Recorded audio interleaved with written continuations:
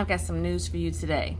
Things happen, things you don't plan for, things that hurt us, things that make us doubt, and if we are not careful, we will find ourselves in a state of discouragement.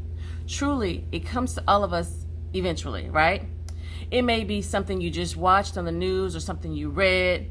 It could be the negative coworker who has been talking about how bad things are and how hopeless things may seem.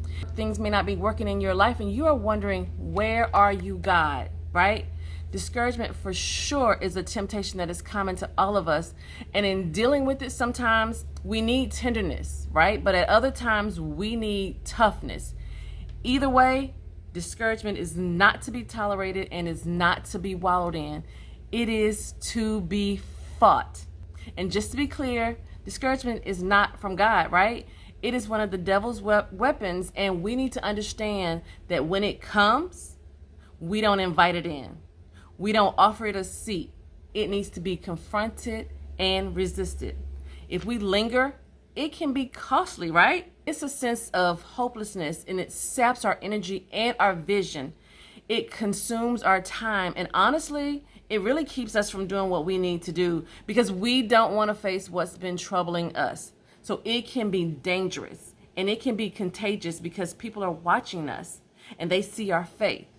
So of course, when we feel discouragement, we want comfort, right? We want to feel comfort. We turn to ways that we can avoid that, right? We turn to the TV. We turn to other people. We turn to bad habits. It becomes a sinful indulgence, which leads to unbelief, which is no different than indulging in any other sin, right? Let me just tell you, Jesus does not want you to be discouraged. In fact, he commands us not to be. Listen to what Jesus tells his disciples just before what was probably the most discouraging experience of their life, his death. He tells them in John 14:1, let not your heart be troubled. What? Let not your heart be troubled. See, listen, these words are not just comfort, they are commands. He knew they would be tempted to fear. He knew it looked like the whole mission was about to explode, but they were going to be afraid, right? But he wanted them to believe. Believe in God, believe also in me is what he says, right? So in other words, listen, don't let your hearts be ruled by what you see. Let your heart be ruled by what God promised. And that's what he is saying to you. And that's what he is saying to me, right? Don't let discouragement win. Bring it to God and choose to trust him instead.